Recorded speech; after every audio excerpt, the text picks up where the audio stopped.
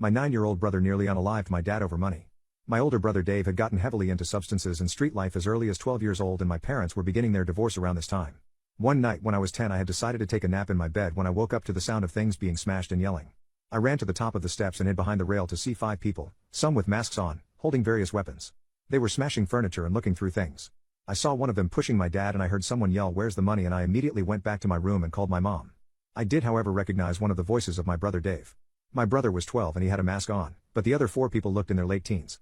My mom answered the phone and I immediately asked her where she was. She told me she had run to the store and asked me why I was whispering.